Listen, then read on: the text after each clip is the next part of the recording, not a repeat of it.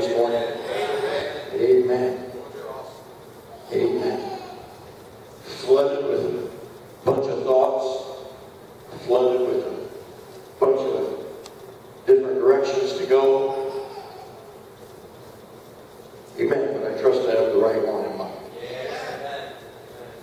I want to start and you know, every time you get up here, you want to be able to impress, you want to be able to feel like you're pulling your weight, you want to be able to feel like you're helping somebody. But today I need to help myself. And hopefully if I can help myself, I can help others along the way. So let me just talk to myself today. Is that all right? And I want to start trying not to get choked up. But it's good. I'm not here to poke any fingers. I'm not here to be mean. I'm not here to be angry. Don't have an axe to grind. I don't have anybody in mind other than myself. But I want to start with a public apology to my wife.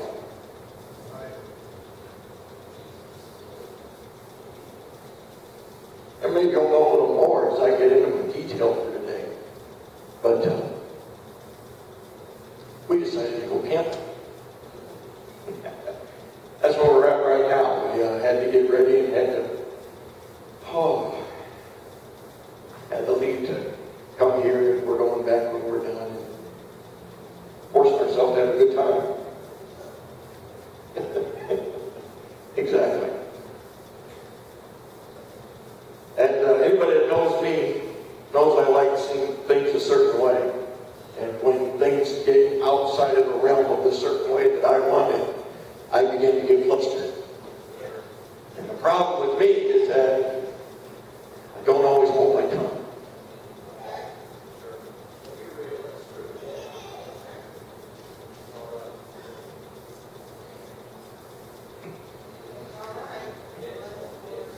So I say things that are hurtful.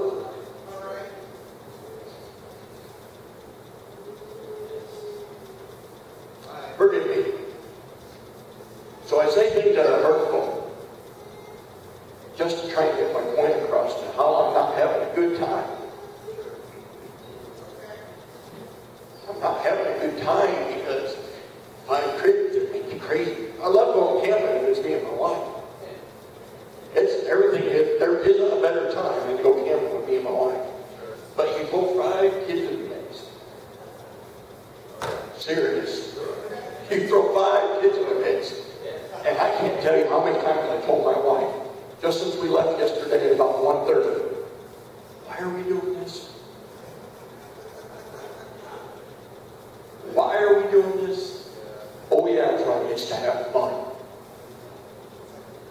And those are the exact words I've said over and over and over. I'm sorry, honey. You're not going to hear it again. So I want to talk to us today. Is that all right? I want to talk to us today about our tongue. I want to talk to us today about the power to help, the power to hurt. It's all in the tongue. I had an opportunity many, many years ago, before I went into the Army. I had an opportunity to go to Florida with my mom and my sister. And we went to, what was it called? Some island. What? Marco Island, that's right. Marco Island is down southern part of Florida, I believe. And my mom and sister went on a cruise, and I was able to take my buddy Paul. Paul and I went in the Army together. Paul and I were able to stay back on the island while my mom and sister went out. We were 20 years old. I was in church. I had the Holy Ghost, was baptized. I wasn't into drinking, and I had a girlfriend. I wasn't into chasing women. And so, what are 2 20-year-olds going to do all by themselves at night? I'll tell you what we did. We went and bought ourselves a slingshot, and it was a water balloon slingshot. And we bought these water balloons, and these water balloons looked like grenades. They were green, and they had the little design on them. So they were water grenades.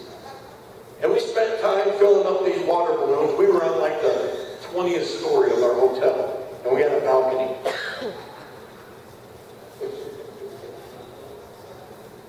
And so we took this slingshot off our balcony after we made up these water balloons, and they were having in the next door, the next hotel over, they were having like some block party. And they had this Jamaican music, calypso music, something going on, so people were dancing and partying and having a good time. Well, we thought it would be a good idea to help them. So we're up on our 20th floor balcony with our slingshot, with the water grenades, just letting them fly. And they're landing in the tennis court where these people are partying. It ruined the party, is what it did. It ruined a good time. People were having a good time dancing and drinking and mingling and eating and having fun. And what we did is we ruined a good time. That was a little small balloon. Wasn't very big. You could definitely palm it. We also got palm olive. Dish soap. Put dish soap in there with the water. Tied them up. Now, we didn't aim these at the people. Not quite that ruthless for me. But what we did is we dropped them right along the edge. Again, we're 20 floors up. So we dropped them right along the edge. See if we could get it all the way down. There was a light on this door. There was a light, for people to see their way as they exit out the building. And so we were trying to hit that light. And we used the palm olive because it would get all sudsy. And so we could see where we were hitting by white sudsy area that would hit at the bottom. Sometimes the wind would knock it into the building and it wouldn't make it all the way down to the ground level. But that's what we were doing. We were down there just making things up to do. Mom and my sister are gone and we didn't have anything to do. We already ate. Bellies were full. What are we going to do now? So we're just wreaking havoc on Florida. Just pelting people with water balloons. Of course, they were looking up and looking our direction. We get the deck. We're down so they can't see us, so we're looking out, rolling out. Looking out between the little. Okay, they're not looking our way, so I can get up and start pelting them some more. But then we got bored with that, so we got the palm olive and we're dropping them down. Well, we got one going, and it was perfect. It was going to be a dead-on shot. And you could see it was heading right towards that light. Of course, the light's like 7 feet, 8 feet up in the air, 9 feet up in the air. And right under the light is a door. And so it's like 10th floor, right on target. 9th floor, right on target. 8th floor, right on target.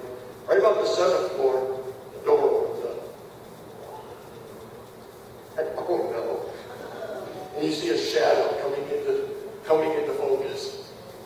Pow! Got this guy right on the head. And it's palm olive, and he's got his clothes all sudsy. Oh my goodness. We go back into the room. We're just scared to death. We know we're going to get kicked out. Mom and my sister's going to come back from the cruise. They're going to come back, and we're going to be in jail. So we didn't know what was happening. And we crawl out there after about 10 minutes, and there's people all standing in the bushes looking up our way. We're like, yeah, they're going to find us. What I'm trying to get at is just a small little thing. When used in the wrong way, can cause a lot of havoc, can be very harmful, can be very destructive. A small thing used in the wrong way. Now, last year, we took the kids to Diamond Lake. Actually, pastor was voted in the week that we were at Diamond Lake. We came back to do the voting. So we were at Diamond Lake. We had a slingshot, and we had water balloons. But it was so much fun with the kids to have them water balloons, and they were having such a good time with these water balloons. The difference was, it was the same little thing. It was the same little balloon filled with the same stuff. We didn't have palm olive. Same little stuff filled with the water, filled with the balloon. But the difference was it brought joy. It was a hot, hot day. People knew it was coming. We were having a water balloon fight. We had the slingshot. My wife and I got on this inner tube, and we had a rope. We went way out into the water. And we were purposely being targets for our children. see if they could pelt us with the water. I mean, we're talking, I think the rope was 75 feet, so we're 75 feet out, but they have this slingshot. It's a three-person slingshot. One person holds it here, one person holds it here, the other person pulls it back. Whew. I mean, we could get Scott way up there. We could get Brother Scott if we wanted to.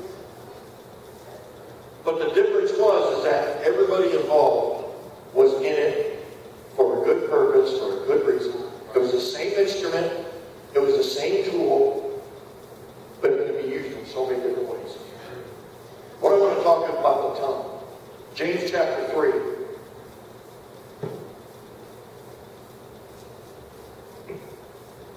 James chapter 3 and verse number 1 says, "My brethren, be not many masters, knowing that we shall receive the greater condemnation. For many things we offend all. If any man offend not in word, the same is a perfect man, and able also to bridle the whole body. Behold, we put bits in the horses' mouths, that they may obey us, and we turn about their whole body. Behold also the ships, which though they be so great, and are driven of fierce winds, yet are they turned about with a very small helm, whithersoever the governor listeth. Even so, the tongue is a little member, and boasteth great things. Behold, how great a matter a little fire kindleth. And the tongue is a fire, a world of iniquity. So is the tongue among our members, that it defileth the whole body, and setteth on fire the course of nature, and it is set on fire of hell. For every kind of beast, and of birds, and of serpents, and of things in the sea is tamed, and hath been tamed of mankind. But the tongue can no man tame. It is an unruly evil, full of deadly poison. Therewith blessed we God, even as the Father, and therewith cursed we men, which are made after the similitude of God, or the likeness of God. Out of the same mouth proceeded blessings and curses. My brethren, these things ought not so to be.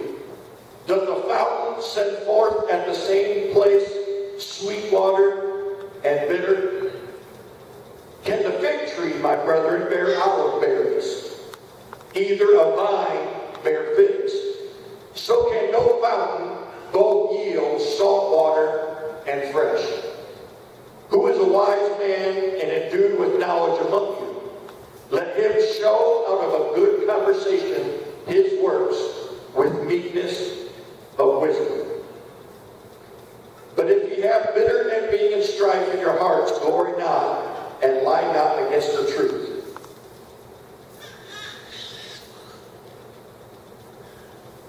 I have to be able, as a father, as a husband, as a son, as a boss at my workplace, I have to be able to launch my balloons in a manner and in a fashion that is going to bring joy to somebody, rather than to destruct or destroy somebody.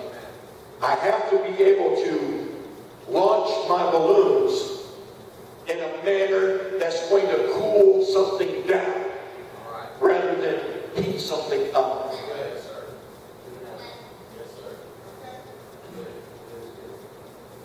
The tongue remains hidden for most of the time, for most part.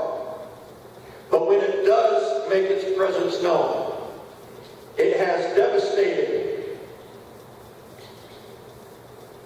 devastating power. The tongue can express or it can repress. The tongue can release or it can restrain.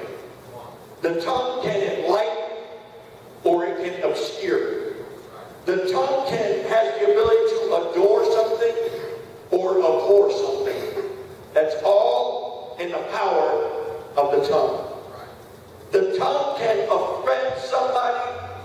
can befriend somebody. That's in the power of your tongue. The tongue can affirm something or alienate something. I want you to understand what power you have in your tongue today. What we say to people does matter. And what I say to my wife does matter. That's why I wanted to apologize, because I realized in myself that yes, I am miserable, and yes, I am not having fun, and yes, this isn't what I would call a good time. And the reason it's not a good time has nothing to do with my wife. I love being with my wife. I love being able to take a few days off work to spend time with her and spend time with the kids. But when I got one kid that's off doing one thing, and another kid off doing another thing, and another kid getting into this, and another kid saying they need that, and another kid undoing this when we just did. I wish I had hair. Be pulling it off. And it just gets so frustrating. It gets so overwhelming. It gets so unfun. And so in my thinking, I'm like, why are we doing this? Why are we here? And that is not something my wife needs to hear. She's dealing with this person doing this, and with that person doing that, and with this person going here, and this person undoing what we did, and this person saying they need this, and this person, I gotta go back, and this person, I mean, it's ever, oh my goodness. And then to add on to it to her husband, why are we doing this? Why are we doing this? Oh yeah, because we're having fun. I'm not helping, I'm hurting. And when you can recognize that, then you can begin to be like that rudder on the ship. See, the Bible talks in our scripture reading here that there's this little bitty rudder on the back of a boat. And my wife and I just celebrated our 5th anniversary a week ago Friday. And we were able to get away for a few days. Thank you, Mother. Thank you, everybody that was able to help out with watching kids. And so we were able to get away. We went up to Ludington, Michigan. And we were eating dinner there in Ludington, Michigan, a place called PM Steamers. It was on this lakefront. We're watching the boats come and go, and we're having a nice meal. And there's this boat called the SS Badger. The SS Badger is the only still operating coal-driven steamer in the country. It's 410 feet long. It leaves out of Ludington and it goes over to Wisconsin and back every day. And we saw it as it was coming into dock for the night. And this great big, it was 410 feet long. And this great big boat, this big coal steam engine ran boat, is being controlled by a little rudder. And there's this captain or somebody that's up there, and he's guiding it in. And I watched that thing as it was coming across the lake, and the thing just turned like this, and it backed right into its spot. I'm like, how in the world does that guy do that? It's a great big boat, and he got a little bitty, and he's backing that thing right in where it needs to go. And he docked it, he put the stuff down, and all the cars and all the people and everything got out. It's because the master knew how to have control of the rudder. And we as Christians sometimes do not control our rudder. We let whatever fly, fly. Let the chips fall where they may.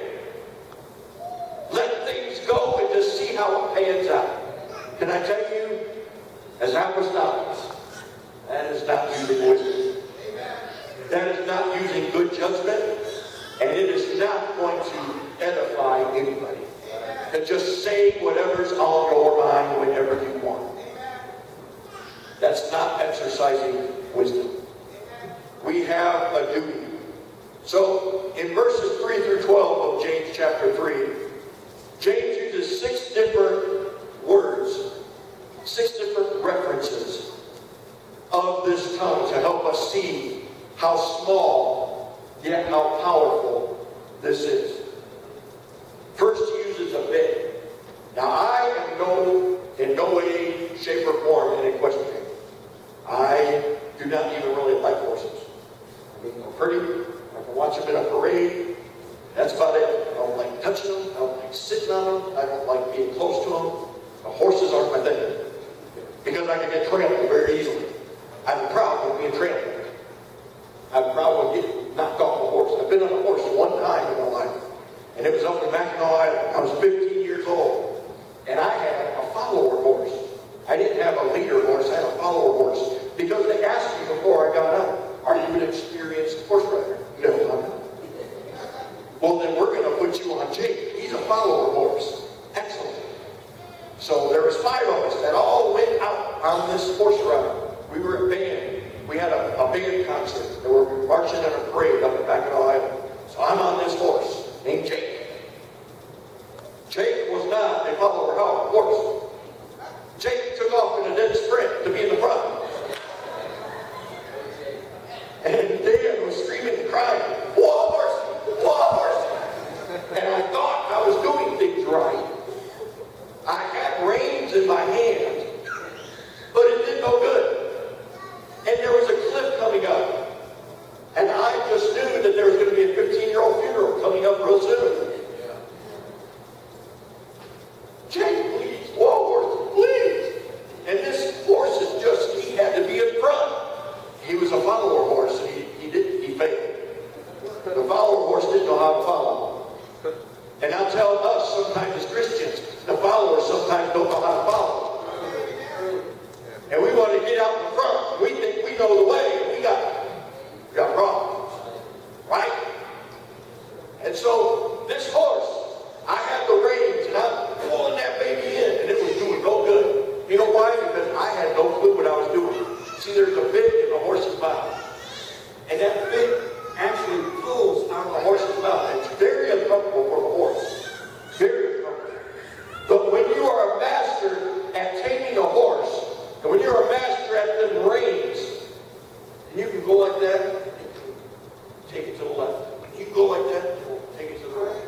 You can pull back, and it's going to stop. You can go like that, and it's going to take off running. If you know how to run them bits, and if you know how to master the reins of this beast, then you can make this horse go wherever it needs to go, wherever you want it to go. It'll stop on a dime, it'll turn left. I mean, I've seen circuses where horses are trotting around and doing this. I can't even get mine to stop. I didn't even want mine to run, and it's running for all it's worth. It's like, that's not for me. So the first reference that we find is this bit. It's a relatively small piece of metal that can control a very powerful animal. It directs the horse to the right, left, telling him to stop. When the bit is pulled back by the person with the reins, it presses against the horse's tongue, causing him to stop. Because it's very uncomfortable. It's very uncomfortable. But if we learn sometimes, we have to be put in uncomfortable situations. Sometimes we may want to speak out. Sometimes we may want to go to the left. We may want to go to the right. We may want to charge forward at somebody or at a situation. But we actually need to pull back on the reins. We need to survey the situation. And we need to make sure that what we're doing, first, is it right? Is it helpful? Or is it harmful? It's in the power of the tongue. Next week, James talks about the rudder, which I've already talked about that. Both the bit and the rudder must overcome contrary forces. The bit controls the wild nature of a horse, and the rudder must fight the winds and the currents that would drive the ship off course. Both the bit and the rudder must be under the control of a strong hand. If you're not under the control of a strong hand, both with the bit and with the rudder, then the wind and the waves are going to get you off course, or the horse is going to take off running where you don't want it to go. Same way in the spirit, and same way with our tongue. If we just let everything go just willy-nilly, then we're going to be saying things that we don't need to say. We're going to be going places we don't need to go. We're going to be hearing things we don't need to hear because conversations are going to be coming up that we don't need to be a part of. But it's all because of our tongue, and it's all because of what we allow. We get ourselves into situations. We get ourselves into sin. We get ourselves into things that we don't need to get involved with. But because of the power of the tongue, we find ourselves coming under subjection of our tongue. thinking, well, I've already started down this road. I guess I might as well finish it. And we lead ourselves farther and farther off track. Or the wind and the waves lead us farther and farther off course. We need to be able to bridle our tongue. We need to be able to steer it. The next one, after we have the bit and after we have the rudder, it talks about fire. Our tongue being fire. And it says it's from hell. Our tongue. After talking about the power of the bit and the power of the rudder, James uses the image of fire in verses 5 and 6 of chapter 3. Can you pull that up, Brother Klein? Even so the tongue is a little member and boasteth great things. Behold how great a matter a little fire kindleth. Verse number 6. And the tongue is a fire, a world of iniquity. So is the tongue among our members, that it defileth the whole body, and setteth on fire the course of nature, and it is set on fire of heaven. Our tongue. Just like a small spark can ignite an entire forest, so too words that flow out of the tongues can corrupt lives and shipwreck families. Words that are unleashed without thought can significantly affect and alter lives. James is pretty strong here as he tells us that our tongues are set on fire by hell itself. Parents, I urge you today, children, I urge you today, if you want heaven's help in your home, if I want heaven's help for the next few days in that little camper, I need to realize the potential that my words have for destruction. My words can bring a form of death to my kids. Hello? We might not even realize what our words are doing to our children. When sparks fly in our homes, firestorms can erupt, creating a blazing inferno that leaves deep scars and lasting hurt. Just by our words. There's a lady by the name of Karen Carpenter that died back many years ago. She was a singer. She was born in 1950. She died in 1983. She had a beautiful voice, and she sang with the Carpenters. It was a family group. She had this condition. She ended up passing away of heart failure. But the heart failure was brought on because she had an eating disorder. And because basically she starved herself to death, that's what caused this heart condition. And her heart to just give up. And the main reason why she had this eating disorder, it came out, was because one single reviewer's comment to her. The reviewer's comment, when referring about Karen, said he called her Richard's chubby little sister. Richard was her brother, who was also in the group. And so Richard's chubby little sister was Karen. And this one reviewer's comment started her on a course that spiraled her to her death. The power of a word does something that nothing else can. It can send you on a course and a pathway of righteousness, or it can send you on a pathway and a course of destruction and hell. This is kind of immaterial, but I want to tell you something that I think of to this very day. The girl that was here last Sunday, she was here on Father's Day. Her name is Sharon Arbor. She's like a daughter to me. She helped during my first wife's sickness. She helped me and the kids. She was like a big sister to them. She helped out daily.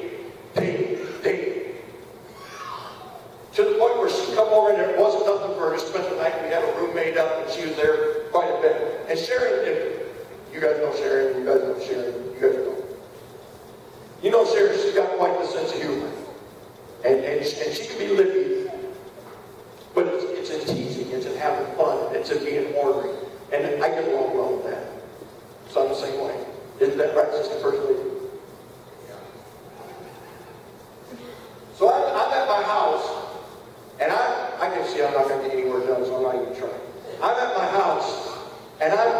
kicked back. I'm in my lazy boy. And I got my feet up. My shoes are off. I got white socks on. My white socks on. I have Hanes socks on. Got that? White socks. They have gray toes and they have gray heels. How many know what I'm talking about? You ever seen those?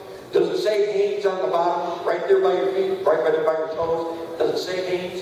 Is it gray lettering or is it red lettering? Red? Okay. I had a sock on that was a Hanes. Had the gray toe, had the gray heel, and it had red lettering on it.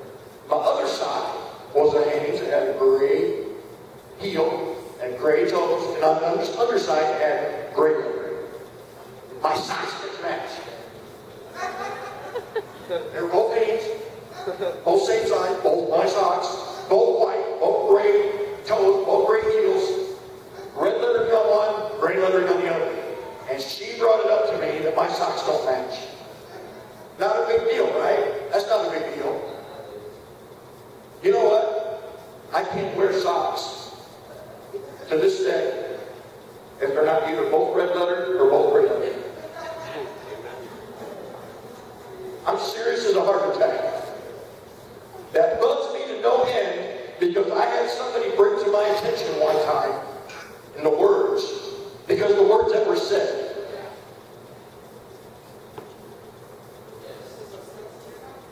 It sticks in my mind. And I can't pull out a pair of socks without looking at them. Okay, this one's red. Is this one? Oh, it's gray. I got to get rid of it. To this day.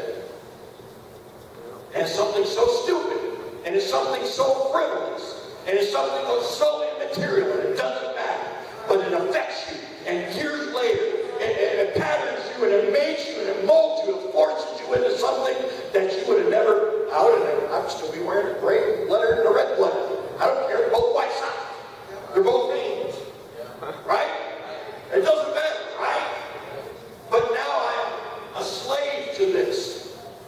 And now I must make sure that I have both red letter and both gray letter. Isn't that retarded? But because somebody spoke it, because it came out, and I received it, and I was, I had to hide my feet. How dare there be a red letter and a gray letter? But that's how we operate. And sometimes somebody can talk to you and you think, I don't care what they have to say, and you go home and you think about it, and you think about it, and you think about it, and it really gets on your nerves, and you're really just dull. At the time, it didn't affect you, but now that you have time to reflect, how could they say this to me? How could they, and I was in front of people. Not only was I in front of people, but it was people I care about, so now they're embarrassing me, and it affects the rest of how you look at them, how you look at yourself, how maybe others look at you, all because of the power of the tongue. Is that all right?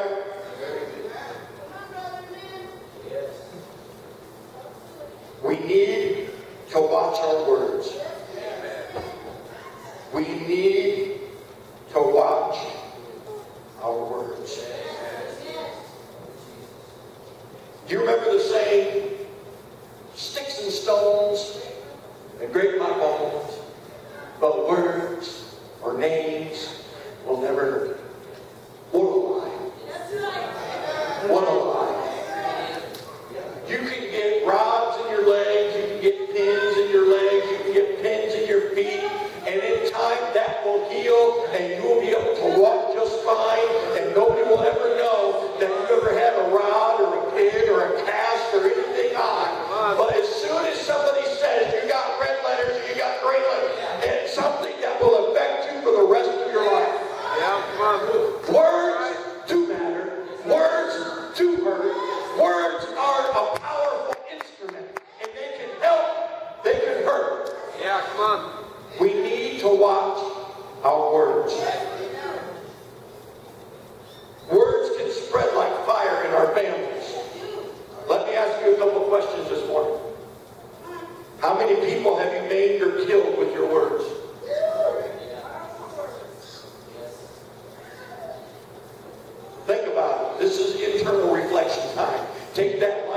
normally spend on other people and say, well, I don't know why they're dressed like this, and I don't understand why they're doing this. And I would never go there. I don't know why they're going there. And I wouldn't even eat that. Take that light for a second. Turn it around. What have you made or killed in what you think is doing somebody a favor? I asked that question today. Are your kids dying a slow death because of your legal lexicon? Because of the words that I say to my kids? I understand and I recognize that I don't build my kids up enough. And that takes me, and only me, can change that. I am the only one that can change that. My mother told me this week, I pick on my little one right there. I pick on him right there. And you know what I call him? I call him Pee-wee. And you know what my mother told me this week? Don't you ever let him hear you call him Pee-wee. That's good. And so I have to make sure in my mind I make a conscious effort to not put some self-doubt or put some criticism on my son because yes, he's 21 months old and he looks like he's about 12 months old. And so in doing that, I will begin to deface what he feels is self-worth. I'll begin to deface what he feels is value. My dad just thinks I don't measure up. My dad just thinks I don't cut the grade. My dad just feels like I can't allow my son to feel that way. I'm reminded of a story, a man by the name of Chuck Swindoll. How many know him? He speaks every day of the week on the radio. He was talking about when he was in seminary, and he met this young man while he was in seminary with him. And this young man, the whole one side of his face was bright red. It was a birthmark. And it was bright red, just totally, whole half of his face. Can you imagine the ridicule and the poking fun that he got all of his life from everybody, probably, including his teachers and parents and everybody, because he was born with this bright red, almost disfiguring looking birthmark. And Chuck Swindoll, after a process of time, he got to know this young man. And he finally asked the young man, he said, can I ask you, what happened? What is that? What is it that actually happened to you? They got to be good enough friends for him to say that. And this was the young man's reply. He said, my dad told me, this is what I want you to get today. Remember, our words have the power to help or to hurt. This young man said that his dad told him that bright red birthmark on the side of his face is where an angel of God kissed him before he was born. And that boy with the bright red birthmark said, you know, I kind of have to feel bad for all these people that don't have that. You guys haven't been kissed by an angel. But we have the power as parents. We have the power as people and children of God to spread this love one to another. And we're not going to spread this love one to another if we're busy tearing each other down all the time. Because the Bible says that where there's sweet water and bitter water, it's not possible. Out of this fountain, out of this river, out of this spring, it can't have both bitter water and great tasting water. Is that right? You can't have salt water and you can't have natural spring water. I have to adjust myself. I have to get myself so my tongue is in check at all times.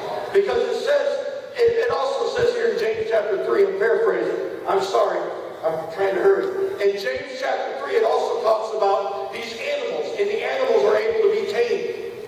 How many's ever been to a circus? Ever seen an elephant stand on his front legs? How many's ever seen a bear ride around on a horse? How many's ever seen a lion jump through a fiery ring? We're able to tame these things. But the Bible says we can't tame our own tongue. That's why it is so important for us to always be on guard. Right. When can I let down my guard on my tongue? Never. Right. When can I let down my guard on my tongue? Never. I can't let it down because it's not tameable. It's going to go where it wants to. It's going to go where it wants to. I can't let my guard down. Because as soon as I let my guard down, it's going to hurt you. It's going to hurt you. It's going to hurt my family. It's going to hurt my career. It's going to hurt my church. It's going to hurt my God. I have to be able to tame my tongue. Right.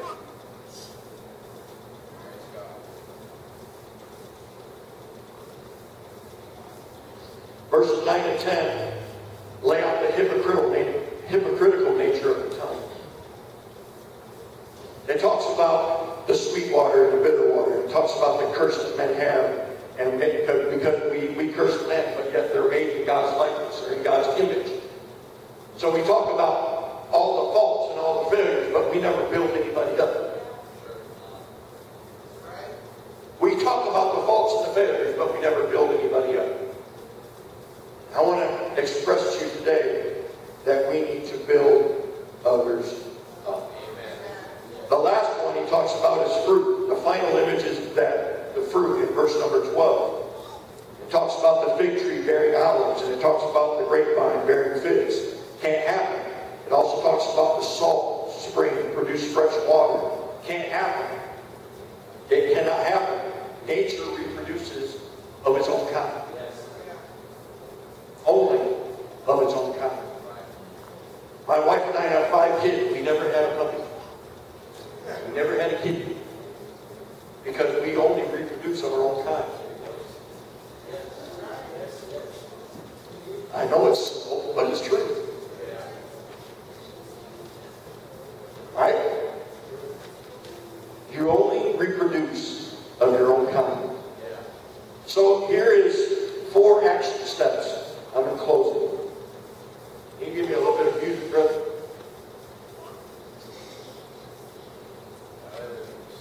I want to give you 4 action steps. Challenge you, so to speak. Because it's not just enough to hear how powerful our tongue is, but we need to be able to act to help ourselves. So the first action step I suggest for this church and for me is to every day I need to read Proverbs and James. The book of Proverbs has 31 chapters. So if you can read 1 chapter a day, you can get through Proverbs in 1 month. Why not make a decision to read a chapter each day, along with a chapter from the book of James? After a month, you will have read through the entire book of Proverbs, and you will have read through James 6 times. Almost every chapter in Proverbs and James has something about the tongue. For example, you read in Proverbs 11 and 12, a man who lacks judgment derides his neighbor, but a man of understanding holds his tongue. Tomorrow you would read 12 and 18, reckless words pierce like a sword, but the tongue of the wise brings healing. Action plan number 1. Read Proverbs and James. Number 2, think first. Think first. And I have an acronym for think. Think means T, is it true? Remember this rule about gossip. The more interesting it is, the more likely it isn't true. Think. T, is it true? H, is it helpful? Before you talk, before you speak, is it true? Is it helpful? H is helpful. Will your words help bring about a solution to a problem, or is it going to bring about discord to this problem? Is it inspiring? I-T-H-I. Is it inspiring? Will your words build somebody up, or are they going to tear somebody down? Is it true? Is it helpful? Is it inspiring? And is it necessary? Is what you have to say necessary to somebody? And finally, K, of think. Is it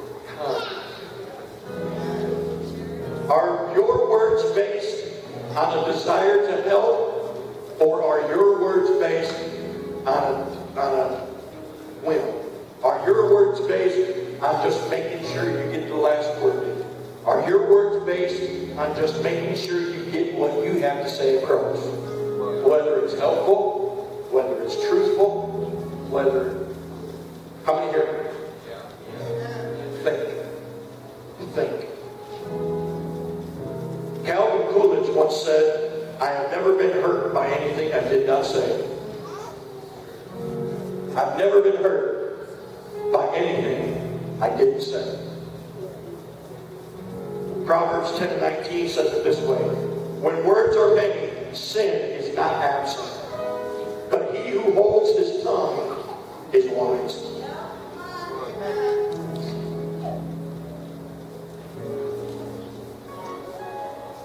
I read this week about a woman who had a very serious throat condition. She went to the doctor, and there wasn't a whole lot they could do, but the doctor ordered her to 6 weeks of no talking, so she could rest her vocal cords and so that they could heal properly. She had to not talk for 6 weeks. And she thought, how in the world am I going to do this? I have 3 children, I have a husband, I have a job. How can I go for 6 weeks without talking? But that was the doctor's orders. And so she did this, and her voice came back. And when she was asked what it was like to communicate, only in writing, because that's how she had to communicate. She had to write and jot stuff down. To give to her husband, to give to her kids, to give to her co-workers. And when she had to write something down, her answer was this: you'd be surprised how many notes I crumpled up and threw into the trash before I gave them to anybody. Seeing my words before anyone heard them had such a powerful effect on me, I had to change the way that I live. We have the ability to help everybody in this place today. And it's going to be through the power of our words. It's going to be through the power of our exhortation. And it's going to be through the power of the life that we live. You can live the best life in the world that you think you can. You can live above sin, live above reproach, live above the filth of this world. And that's fine, that's handy, that's necessary. But if your tongue is always cutting people down, if your tongue is always backlashing, and if your tongue is always cutting, tearing apart, doesn't matter what your life looks like. I can't even wear socks anymore without continuously thinking about the words that were said to me. Trust, when you cut somebody with your words, they will remember it. Let's all stand. Amen. Again, I don't have an axe to grind. I'm not upset with anybody. I'm upset with myself. So I'm preaching to myself, and you guys all got to hear it. Amen. Let's all lift our hands. We have a couple minutes. Amen. We love you, Jesus. God, we thank you. I love you. God, I ask you to watch my tongue. God, I ask you to send angels to guard and watch over me. God, that I can be an uplifter of positive things. God, not a tear down of things, God, that you're trying to build up. God, help me, God, to be a better witness. Help me, God, to be a better husband. Help me, God, to be a better father. Help me, God, to be a better son. Help me, God, to be a better boss in the workplace. Help me, God, to be a better co-worker. God, help me in every area of my life. For in doing so, I will be pleasing you. And in doing so, I will be a witness of you. And in doing so, I will draw people unto you. And it's all in the power of my tongue. We love you, Jesus. Hallelujah. Amen. We're getting ready to start our second service. Thank you for your time and attention. If you want to get a quick drink of water, say hi to somebody.